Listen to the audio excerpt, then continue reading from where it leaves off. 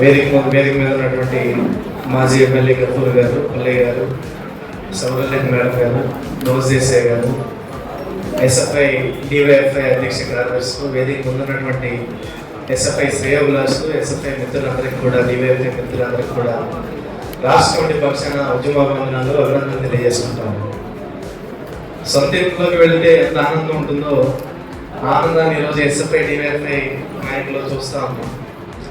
మేము కూడా రాష్ట్రంలో ఎస్ఎఫ్ఐ డివైఎఫ్ఐ సొంత ఇల్లు కట్టుకొని పూర్తి చేసుకుని ఎన్నికల తర్వాత ఆఫీస్ మా సొంత ఇల్లులోకి ఎస్ఎఫ్ఐ డివైఎఫ్ఐ రాష్ట్ర సొంత ఇల్లులో కూడా వెళ్ళబోతున్నాం. అంటే మన సొంత ఇల్లు, మన సంఘం, ఆ ఇల్లు ఎలా ఉండాలి అంటే అది ఒక ప్రశ్నించేటువంటి ఇల్లుగా ఉండాలి. ఎస్ఎఫ్ఐ నినాదం ఏదైతే అధ్యయనం పోరాటం ఉందో ఆ అధ్యయనం పోరాటం నినాదాన్ని నిలబెట్టేటువంటి ఇల్లుగా ఉండాలి. ఒక అధ్యయన కేంద్రంగా, ఒక మినీ లైబ్రరీ లాగా ఎస్ఎఫ్ఐ డివైఎఫ్ఐ కార్యాలయాలు ఆ విధంగా తయారు కావాలని ఆశిస్తాం.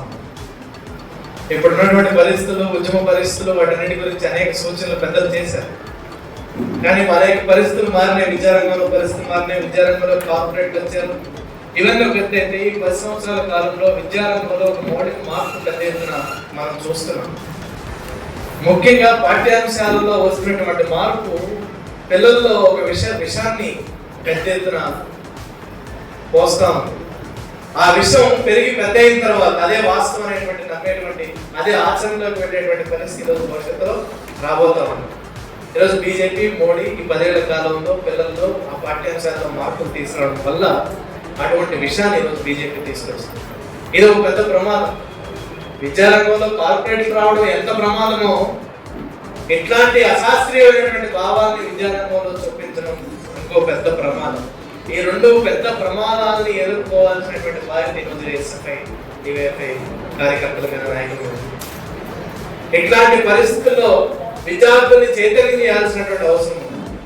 విద్యార్థులు గ్రామాల్లో కెరీరిజం బాగా పెరిగిపోయిన తర్వాత గ్రామ స్థాయి నుంచి పట్టణ స్థాయి వరకు బాగా చదువుకోవాలి, చదువుకున్న తర్వాత మంచి ఉద్యోగం సంపాదించుకోవాలి అని పెరిగిన తర్వాత వాళ్ళకి ఎట్లాంటి ప్రోత్సాహం కల్పించేటువంటి పద్ధతులు కూడా మనం కొత్తగా ఎంచుకోవాల్సినటువంటి అవసరం ఉంది. ఈరోజు అట్లాంటి పద్ధతులు, ఈరోజు ఉద్యమాల్లో మార్పులు రావడానికి కూడా ఇంకొక కారణాలు. అట్లాంటి పద్ధతులు కూడా మనం ఎంచుకుని మన సంఘాలని మరింత పరిపుష్టం చేసుకుని మరింత నిర్మాణయుతంగా పనిచేసుకోవడానికి ఈ ఎస్ఎఫ్ఐ డివైఎఫ్ఐ కార్యాలయాలు ఉపయోగపడతాయని ఆశిస్తాను.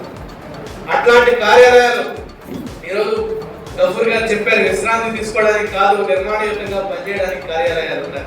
అట్లాంటి నిర్మాణయుతంగా పనిచేయడం కోసం ఈ ఎస్ఎఫ్ఐ డివైఎఫ్ఐ కార్యాలయాలు పనిచేసే విధంగా అక్కడ ఉన్నటువంటి కార్యకర్తలతో కళకళలాడుతూ ఉండాలి. ఒక మినీ లైబ్రరీ లాగా ఉండాలి. ఒక మంచి అధ్యయన కేంద్రం లాగా, సమస్యల్ని పరిష్కరించేటువంటి ఒక కేంద్రం లాగా ఎస్ఎఫ్ఐ డివైఎఫ్ఐ కార్యాలయాలు ఉండాలని, ఆ విధంగా ఉంటాయని, ఆ విధంగా ఉంటూ ఈ జిల్లాలో విద్యార్థి ఉద్యమాన్ని, గతంలో ఈ జిల్లాలో ఈ విద్యార్థి ఉద్యమం అనేక మంది మేధావుల్ని ఇచ్చింది, అనేక మంది రచయితల్ని, అనేక మంది డాక్టర్లు ఇచ్చింది, అనేక మంది పెద్ద వ్యక్తుల్ని, అనేక మంది కళాకారులను, అనేక మంది రాజకీయ నాయకులు, అనేక మంది ప్రశ్నించేటువంటి వ్యక్తుల్ని కర్నూలు ఉద్యమం ఇచ్చింది. అటువంటి మరొక ఏదైతే గతం రూపురేఖలు ఉన్నాయో అటువంటి రూపురేఖల్ని మరలా తీసుకొచ్చే దానికోసం ఇప్పుడున్నటువంటి నాయకత్వం ఈ కార్యాలయాల కేంద్రంగా పనిచేయాలని, రాష్ట్రంలోనే కర్నూలు జిల్లా విద్యారంగంలో వెనకబడిన ప్రాంతం, నీళ్లు వలసలు పెరిగిపోతా ఉన్నారు, పిల్లలు కూడా చదువుకు దూరం అవుతా ఉన్నారు.